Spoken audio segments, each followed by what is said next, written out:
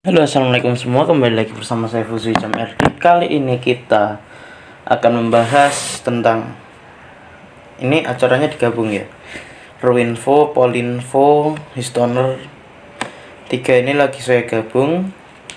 Setelah kemarin kan kalian dapat suguhan Cangkem Sempal 2 episode. Cangkem Sempal itu cuma buat selingan aja guys, kalau misalnya saya lagi nggak niat ngonten, itu Cangkem Sempal bisa buat rujukan. Oke, kali ini kita akan mencari berita yang terbaru ya. Kita akan membahas berita yang terbaru, yaitu apa?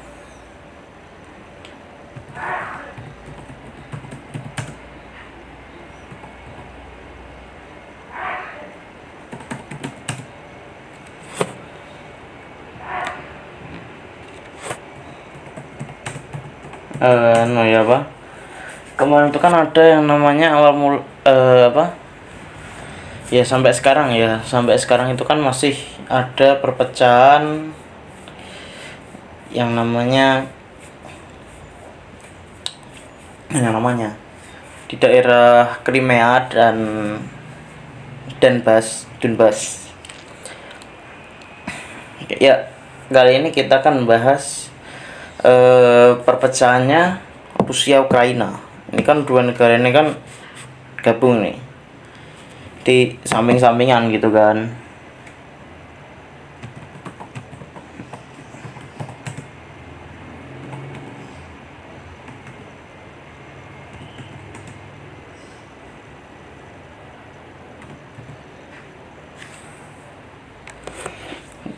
Jadi yang mau kita bahas ini adalah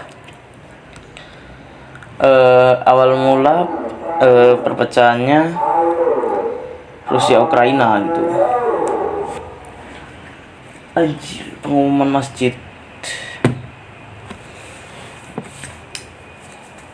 Oke, jadi konflik Rusia Ukraina ini udah dari zaman dulu ya. Oke, jadi hubungan Rusia Ukraina itu kan mulai dari 1990 ya, atau sejak pembubaran Uni Soviet. Itu terbagi menjadi beberapa negara kan, ada Rusia, Ukraina, terus Belarus, terus ada Kazakhstan, Turkmenistan, Uzbekistan dan lain-lain. Nah, dulu negara ini kan namanya USSR ya, Union Soviet Socialist Republic,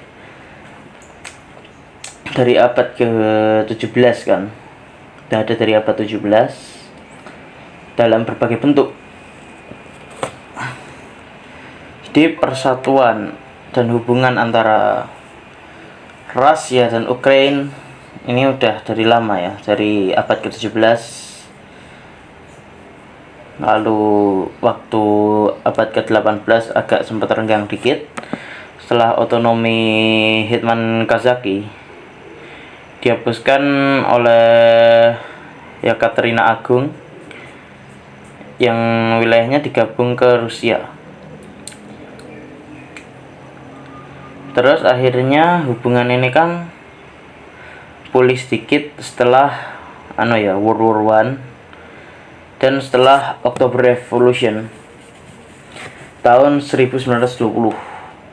Lalu setelah itu kan Ukraine jadi satu sama Rusia di Union Soviet. Nah, pada 10 Februari 2015 kemarin parlemen Ukraina mengusulkan untuk menghentikan hubungan diplomatik dengan Rusia. Oke. Meskipun hal ini nggak terjadi kan.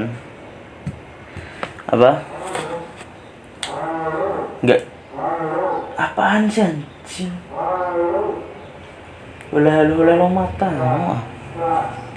Oke, jadi hubungan antara Rusia Ukraina itu sempat memburuk di 2015 karena waktu itu parlemen Ukraina ingin menghentikan hubungan diplomatik dengan Rusia.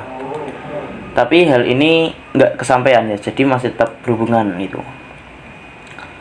Meskipun hal ini tidak terjadi, diplomat Ukraina Ya, siapa itu namanya, Dimitro Kuleba tuh, siapa itu, saya nggak bisa bahasa Ukraina, menyatakan di awal April 2016 bahwa diplomatik Rusia Ukraina semakin memburuk gitu.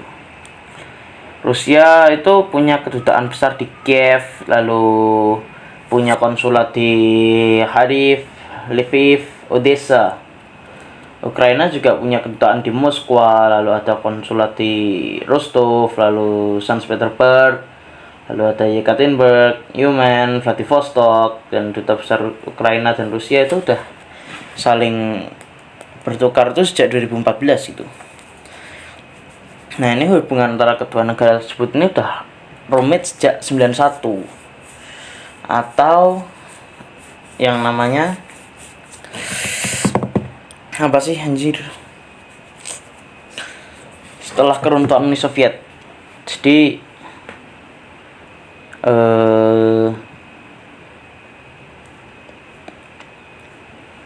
apa itu namanya, mereka berdua ini, Rusia Ukraina itu sempat punya kecurigaan masing-masing setelah 1991, sebelum Euromaidan di bawah siapa, Viktor Yanukovych, presiden Ukraina 2010 sampai 2014. Hubungan negara ini oke-oke aja ya. Dengan perjanjiannya itu udah banyak banget. Lalu setelah revolusi Ukraina di 2014 yang berhasil jadi presiden Ukraina yang Viktor Yanukovych tadi itu dilengserin.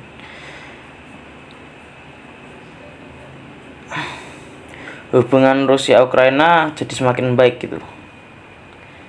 Ya, membaik dengan cepat. Ya lumayan sih. Lalu keinginan Rusia untuk meminta bantuan merakit tsar bomba dari Crimea saat itu langsung digantikan oleh pemerintah yang dituntut oleh penyatuan Rusia dan demonstran untuk menduduki daerah-daerah di Crimea. Lalu demonstran di Donbas juga melakukan penyerangan di daerah itu kan, melakukan proklamasi kemerdekaan di Republik Donbas untuk merdeka dari Ukraina itu sejak Maret 2014. Jadi sebenarnya konflik Rusia Ukraina ini udah lama banget, terjadi 2014-an. Setelah Viktor Yanukovych ini dilengserkan di 2014, ketegangan jadi semakin memburuk nih. Terus banyak pertempuran juga di daerah mana itu tadi, di daerah Crimea, karena ya sebenarnya rakyat Crimea itu maunya mereka masuk ke Rusia, tapi sama pemerintah Ukraina itu nggak boleh gitu. Pemerintah Ukraina maunya ya tetap gitu, Crimea punya Ukraina gitu. Tapi penduduk Crimea maunya kalau Crimea itu gabung ke Rusia. Jadi pada masa itu, Allahu Akbar walillahil hamd. Ya ginilah ya, kalau punya ruangan di atas tuh, kalau ada mic masjid tuh pasti kedengeran. Ya bagus sih kalau adzan bisa cepat, tapi kalau misalnya pas lagi checking mic masjid mendadak gini kan ya agak susah gitu. Terus prajurit-prajurit di Rusia itu memanfaatkan ketegangan yang ada di Donbas gitu kan, agar ya pokoknya diadu domba lah agar demonstran Donbas ini merdeka gitu, dan melakukan penyerangan anarkis. Sebenarnya ini bukan cuma konflik biasa, konflik ini udah lama banget sih. Terus untuk perbandingan negara mungkin nggak usah. Pokoknya hubungan awal Rusia Ukraina itu udah dari zaman abad ke-18. abad ke-17 itu, waktu Ukraina itu masih sebuah tanah gitu. Ya jadi kalau untuk sejarah Ukraina sendiri, sebenarnya Ukraina itu sih udah ada dari dulu, dan tanah Ukraina itu selalu diperebutkan. Pernah jatuh ke Polandia, pernah jatuh ke tangan Rusia, pernah jatuh ke Kekaisaran Mongol. Ya, pokoknya pernah jatuh kemana-mana lah tanah Ukraina ini. Karena memang dulu tanah Ukraina itu kan tanah yang subur dan memiliki penghasilan yang tinggi gitu. Jadi tanah Ukraina ini tuh pengen dimiliki oleh banyak bangsa. Nah, kalau sekarang ini kan tanah Ukraina udah punya bangsa Ukraina sendiri, ya bangsa Slavia sih sebenarnya. Lebih ke bangsa Slavia. Bangsa Slavia itu sekarang mendiami seluruh Eropa Timur, lalu sampai ke Eropa yang bagian selatan, yang dimana itu adalah semenanjung Balkan, lalu Laut Baltik, terus sampai ke sedikit daerah Turki. Sekarang kan kalau Turki itu kan orang-orang Iran ya, Aryan. Itu kan sebenarnya mereka juga pecahan dari Slava. Jadi ini antara konflik Rusia Ukraina, penilaian saya itu bukan hanya sebuah konflik politik, namun ini lebih ke sengketa tanah dan juga intrik untuk perebutan kekuasaan. Dimana yang kita lihat kan kayak cuma perang-perang biasa aja. Ya nggak biasa sih, perang itu nggak ada yang wajar gitu. Cuma kayak perebutan wilayah lah, tapi versi kecilnya kalau di dalam masyarakat itu kayak sengketa tanah. Ya cuma kayak sengketa tanah gitu, cuma ini levelnya level negara, men. Bukan sengketa tanah kayak lu sama tangga lu.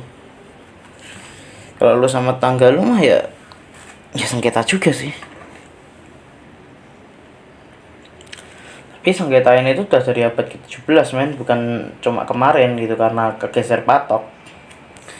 Ini lebih ke karena ketidakjelasan dalam pembagian tanah negara yang waktu itu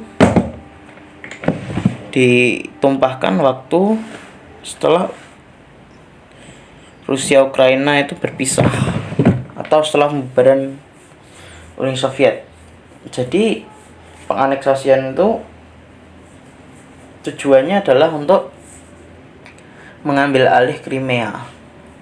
Kalau untuk konflik sekarang ya 2014 ke atas sampai sini, masalah konflik Rusia Ukraina itu cuma di sekitar Crimea. Tapi nggak tahu lagi kalau besok, ya kan. Nah, jadi sejarah konflik ini udah lama banget, coy. Ukraina itu kan sebenarnya negara yang gimana ya, saya nggak bisa bilangnya gitu kan. Kalau misalnya dibilang miskin, nanti nggak terima. Kalau dibilang nggak mampu, ya bener gitu kan. Tapi ya nggak tega bilangnya, ya kan.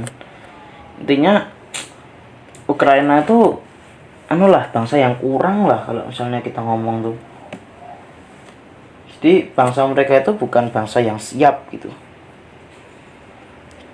Mereka sendiri pun sebenarnya nggak mampu untuk menyiapkan kemerdekaan mereka dan menentukan nasib atas dirinya. Jadi semenjak Perang Dunia Pertama ya, atau World War I, itu udah banyak sekali konflik yang terjadi di sekitar tanah-tanah Ukraina gitu. Emang tanah Ukraina itu kan tanah-tanah yang sangat diminati oleh banyak negeri pada masanya.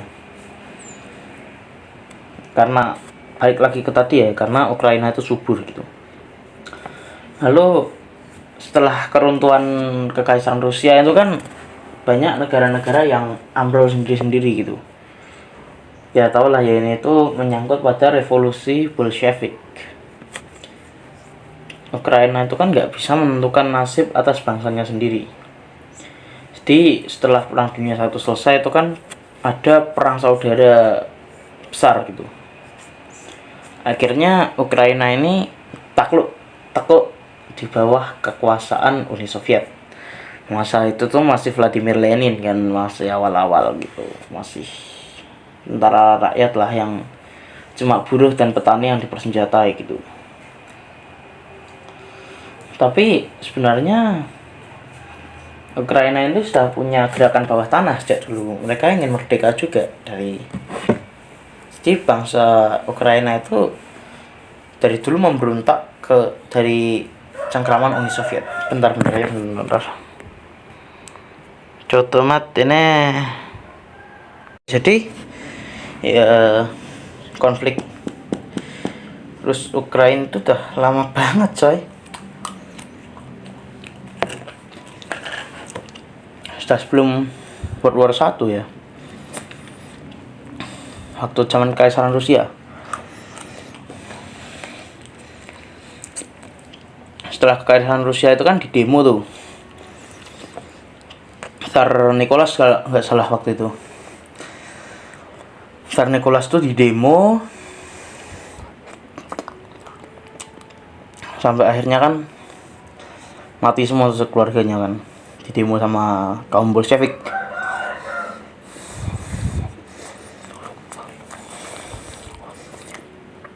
Kalau saya sendiri pribadi, saya memang mendukung kaum Bolshevik ini. Ini memang saya itu mendukung revolusi Bolshevik itu. Karena waktu itu ya bagus banget gitu kan janji-janjinya Lenin.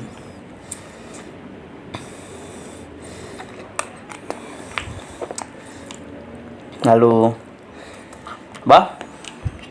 kita lanjut setelah Perang Dunia II. Setelah World War II kan ada yang namanya Operasi Barbarossa. Ukraina ini dijadikan tempat pertahanan oleh pasukan tentara merah sebelum mundur sampai ke Stalingrad. Karena sebenarnya di Ukraina itu ada ladang gandum, ladang minyak yang cukup untuk perebutan kekuasaan di situ.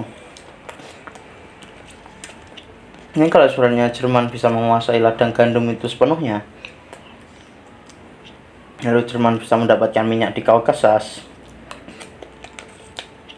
nah Jerman bisa menang lawan Soviet tuh. Soviet bisa runtuh secara langsung coy, dan Jerman bisa lebih fokus di front barat.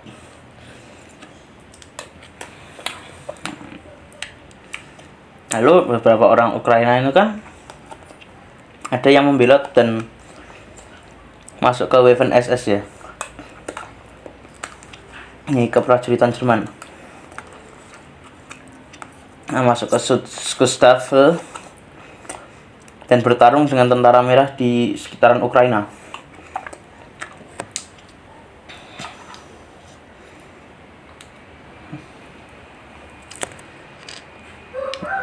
Lalu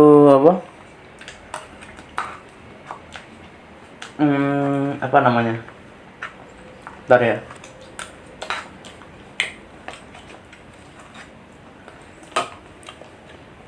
Lalu pada masa Perang Dunia Kedua itu, Ukraina itu terpecah menjadi 3 bagian. Di rakyat-rakyat Ukraina itu terbagi menjadi 3 golongan. Yang pertama adalah orang-orang yang berjuang demi Uni Soviet, atau mereka yang tergabung dalam Tentara Merah. Yang kedua adalah orang-orang yang bergabung pada kelompok Jerman, kan? Lalu yang ketiga adalah berjuang untuk kemerdekaan Ukraina sendiri. Oke, apa lagi? Bentar. Lanjut bentar.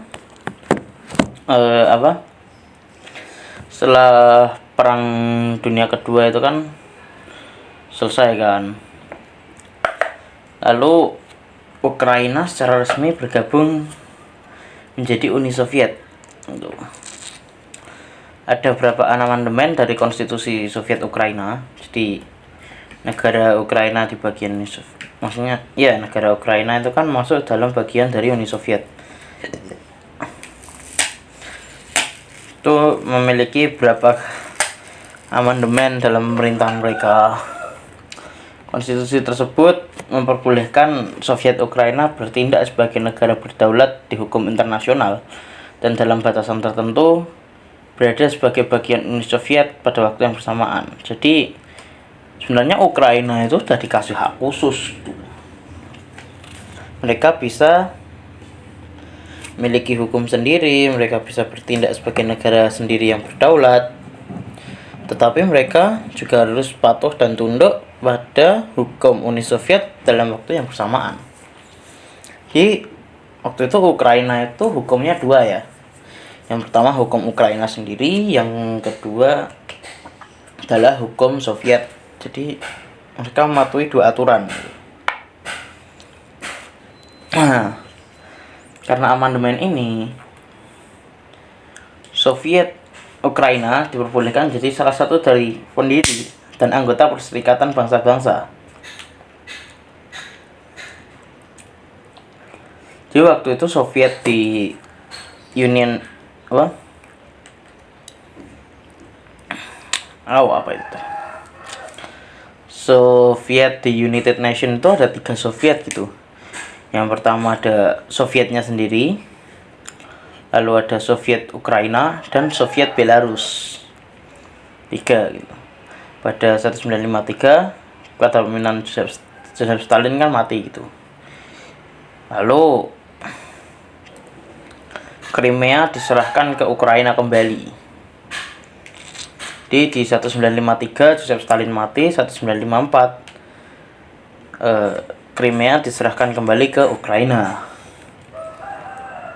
Lalu masa 25 Desember 1991 kepemimpinan Soviet kan bubar tuh, dari Mikhail Gorbachev terus runtuh. Lalu Ukraina itu merdeka dari Soviet. Lebih dari 90% warga 90% warga Ukraina itu setuju untuk merdeka dan berdaulat. Bahkan di Crimea sendiri itu 56% setuju untuk berdaulat di bawah Ukraina. Lalu setelah itu Presiden Ukraina, Belarus, dan Rusia itu bertemu dan secara resmi membubarkan Uni Soviet.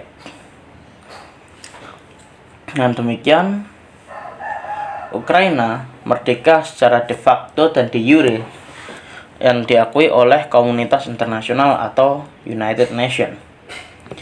Lalu Ukraina menyerahkan semua senjata nuklirnya yang mengarah pada penandatanganan atau Memorandum Budapest 1994. Pada 2004, Leonid Kuchma yang selama sebelumnya menjabat sebagai Presiden Ukraina mengumumkan bahwa ia tidak menjadi peserta pemilu. Jadi Leonid Kuchma ini bukan capres untuk pemilu 2004 gitu. Setelah itu ada 2 kandidat nih yang muncul di Ukraina. Itu Viktor Yanukovych dan Viktor Yushchenko. Viktor Yanukovych dan Viktor Yushchenko. Yanukovych ini didukung oleh Kuchma dan Rusia serta menginginkan hubungan yang lebih erat dengan ibu kota Rusia di Moskwa. Sementara Yushchenko berharap agar Ukraina bisa bergabung dengan Uni Eropa atau European Union. Dalam pemilihan ini kan sampai 2 ronde. Di ronde kedua, Yanukovych menang dengan selisih yang cukup tipis. Namun, Yushchenko dan para pendukungnya menuduh adanya kecurangan yang dilakukan oleh Yanukovych di bagian timur Ukraina. Krisis politik waktu itu pecah setelah oposisi mulai mendemonstrasi Kiev dan kota-kota lain. Mahkamah Agung pun menganulir hasil pemilihan. Jadi di demo gitu kan. Ibaratnya kalau di sini tuh kayak di 212 berjilid-jilid gitu kan. Terus dianulir sama Mahkamah Agungnya. Pemilu berikutnya digelar. Lalu Yushchenko yang demo-demo tadi menang gitu. Selama periode pemilihan, setelah kepemimpinan Yushchenko, Rusia Ukraina nih tegang banget ya. Dan Yushchenko ini lebih cenderung dekat ke European Union daripada ke Rusia. Pada 2005, sengketa gas alam antara Rusia gitu kan sama Ukraina secara tidak langsung melibatkan negara Eropa lain. Masalah ini selesai pada 2006. Alhamdulillah, nggak lama-lama juga gitu. Saat pemilu 2010, Yushchenko dan Yulia Tymoshenko yang sempat menjadi kampanye dalam Revolusi Oranye 2004-2005 menjadi musuh. Tymoshenko mencalonkan diri sebagai presiden lawan Yushchenko dan Yanukovych. Nah, Yanukovych ini kembali lagi untuk kan tadi kan Yanukovych kepilih terus di demo nggak jadi.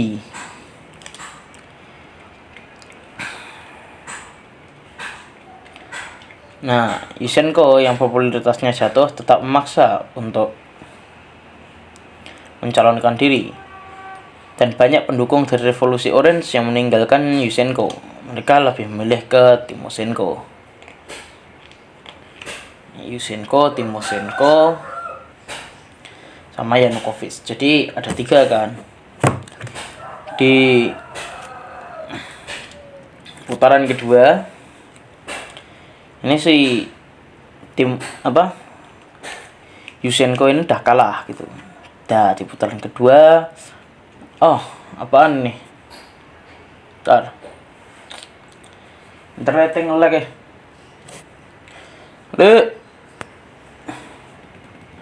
Allah. Oke, kita lanjut lagi. Tadi internetnya agak down. Jadi di putaran kedua pemilu, Yanukovych menang dengan mendapatkan 48% suara dan Tymoshenko mendapatkan 45% suara. Jadi bedanya cuma tipis 3% dari seluruhnya kan. Nah, jadi Yanukovych ini naik ke kepresidenan. Pada 2013, Ukraina dilanda krisis dimulai dengan protes di ibu kota Kiev pada November 2013. Kala itu kan lautan massa itu menentang keputusan Yanukovych dan menolak Jadi Yanukovych ini menolak untuk integrasi ekonomi yang lebih besar dengan European Union gitu. Setelah tindakan keras oleh pasukan keamanan, secara tidak sengaja menarik lebih banyak pengunjuk rasa untuk melakukan konflik. Jadi konfliknya lebih besar nih di Kiev. Pada 2014, parlemen Ukraina yang udah greget banget nih itu melengsarkan Yanukovych dari jabatannya. Yanukovych meninggalkan negara itu pada Februari 2014. Jadi pelengseran Yanukovych di 2014 ini adalah penyebab konflik dan pemerintahan Ukraina. Jadi akhirnya konflik internal lah. Terus Ukraina tuh pecah 2. Yang satu Ukraina pro European Union, yang satu pro Rusia. Lalu para pendukung European Union berasal dari masyarakat politisi gitu. Jadi banyak-banyaknya orang-orang politisi. Sedangkan pihak yang pro Rusia itu kebanyakan dari masyarakat dan politikus di sekitar Crimea. Pada 2014, Crimea meminta bantuan pasukan Rusia untuk menyelesaikan konflik dalam negeri di Ukraina. Pemerintah Rusia waktu itu menerima permintaan dari Crimea dan mengirimkan pasukannya untuk menganeksasi Crimea. Nah, campur tangan Rusia ini didasarkan oleh politik dan ekonomi. Jadi zaman dulu ya emang Crimea ini tuh diperebutkan antara Kekaisaran Ukraina dengan Kekaisaran Rusia itu, Tsar Rusia.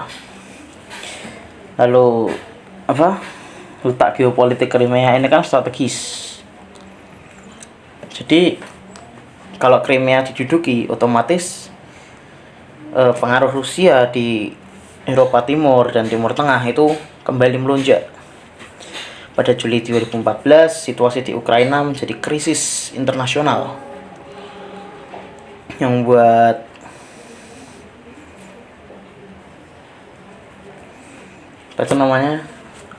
US dan NATO geram sama Rusia. Jadi perselisihan itu sudah dari 2014 gitu. Dan US juga mulai campur tangan di sini. Bahkan waktu itu kan pesawat Malaysia Airlines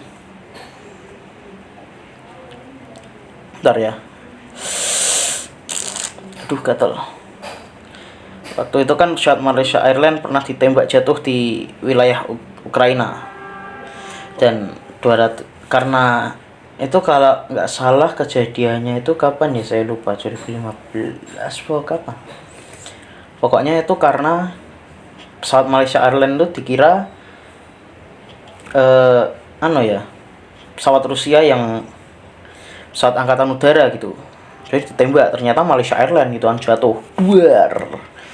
Penumpangnya 298 hilang semua, itu mati.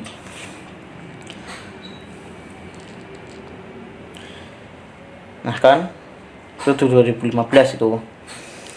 Sejak akhir Februari 2014 pula, demonstrasi kelompok-kelompok pro-Rusia dan anti-pemerintahan itu berlangsung di seluruh Ukraina. Protes di Donetsk dan Luhansk meningkat dan menjadi pemberontakan separatis. Lalu hal ini menyebabkan pemerintah Ukraina meluncurkan serangan militer kepada pemberontak. Akhirnya menjadi konflik Donbas sampai sekarang ya. Jadi konflik Donbas ini tuh konflik internal sendiri, dimana masyarakat di Donbas itu melancarkan gerakan separatis atau gerakan untuk melepaskan diri dari Ukraina. Ini dari 2014 ya. Tapi ya namanya orang Indonesia itu kan latah. Di baru-baru aja mungkin orang-orang taunya, ya sebenarnya itu udah lama gitu kan. Tapi ya sekarang ini kan karena semakin tegang gitu, jadi orang-orang latah.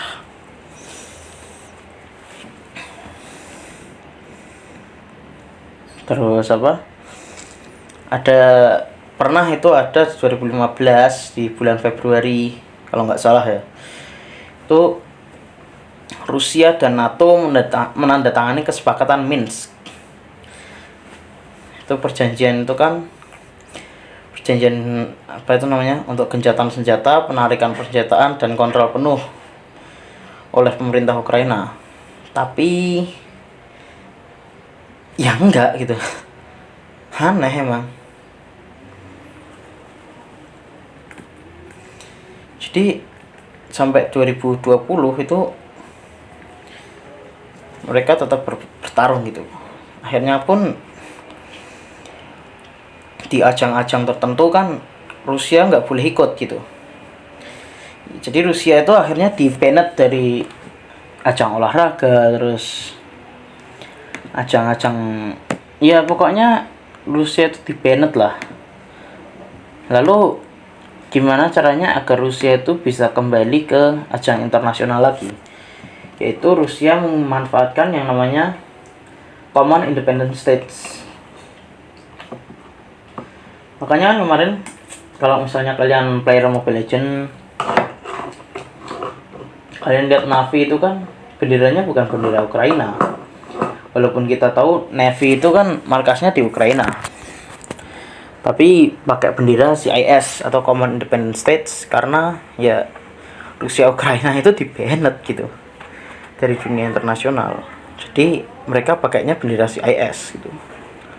Bukan bendera putih merah biru sama bendera kuning biru lagi. Mereka pakainya bendera CIS. Ya mungkin cukup itu aja yang gue sampaikan tentang konflik Rusia Ukraina, karena sebenarnya masih panjang, cuman ya waktunya nggak cukup gitu. Ini udah setengah jam aja, kalian pasti juga bosan dengerin gue ceramah kayak gini kan. Jadi ya terima kasih. Wassalamualaikum warahmatullahi wabarakatuh.